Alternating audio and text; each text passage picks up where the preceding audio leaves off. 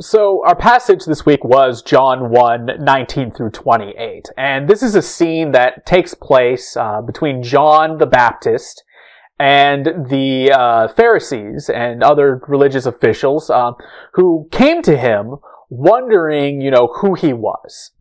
So we talked a little bit about John the Baptist last week. We talked a little bit about this sort of general waiting and hope for the Messiah that existed at that time.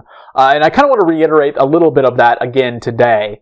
At this time, there was a belief that there was going to be a savior, a Messiah that was going to come and, save the Jewish people, specifically save them from Roman rule.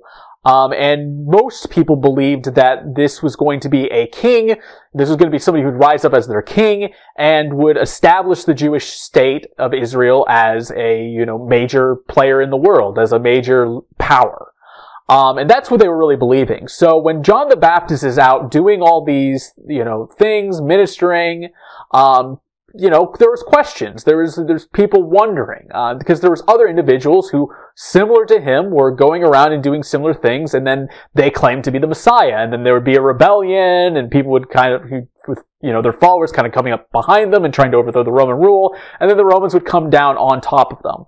So the Pharisees here are trying to figure out, is John going to follow the same route? Is he actually, if he is claiming to be the Messiah, is he actually the Messiah? In that case, we do want to support him. Basically, who are you, John? John the Baptist, who are you? And John's answer for them is to pretty much just kind of eliminate all of those sort of ideas that they had in their head, and emphasize the person who they were really going to be looking for, which was Jesus. Everything he said was kind of redirecting there. And, the passage he quoted from Isaiah, that's a passage that very much is kind of the prophetic prediction of who John the Baptist was and what his ministry was going to be.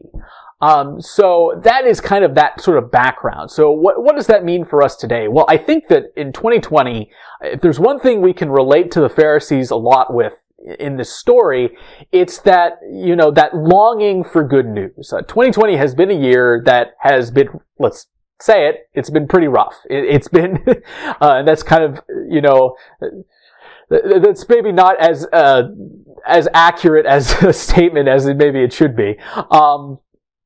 But, it's not been the type of year that we've wanted. And in a lot of our cases, we have been kind of looking for, some sort of good news that we can kind of hang our hats on and go from there.